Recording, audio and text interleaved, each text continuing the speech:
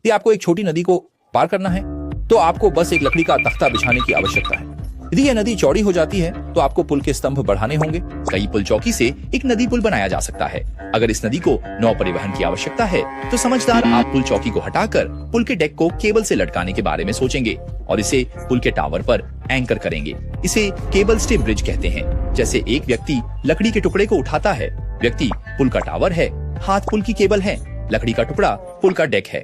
यदि नावों के आवागमन के लिए नदी की चौड़ाई बढ़ जाए तो शेलाच्छाओं के रस्से अधिक लंबे और मोटे हो जाते हैं, जो आर्थिक नहीं है। समझदार आप दो विशाल तारों को पुल के टावरों पर लटकाते हैं और पुल के पद को हिस्सों में टांगते हैं। पुल के वजन से टावर बीच की ओर झुक सकते हैं।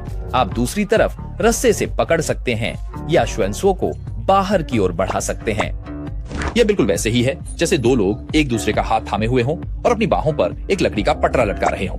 लोग पुल के टावर हैं, बाहें सस्पेंशन केबल हैं, रस्सी लटकने वाली केबल है और लकड़ी का पटरा पुल का डेक है। यह एक सस्पेंशन ब्रिज है। ऊंचा पुल डेक बड़े जहाजों को नेविगेट करने की अनुमति देता है, लेकिन पुल टावर हवाई जहाज के मार्ग को अवरुद्ध कर देते हैं। चतुर आपने पुल नहीं बनाया बल्कि सड़क को जल स्तर के नीचे बनाने का निर्णय लिया। हालांकि पानी के नीचे का निर्माण अत्यंत कठिन है। आपने स्टील पैकेज कंक्रीट विधि अपनाई। पहले एक स्टील शेल का निर्माण किया और जंग से बचाने के उपाय किए। कंक्रीट डालने के बाद उसे पानी के नीचे ले जाकर जोड़कर बनती है सुरंग। आपने जो अभी अभी पुल और सुरंग बनाई उन्हें जोड़े। बधाई हो, आपने दीप जोंग टनल का निर्माण किया।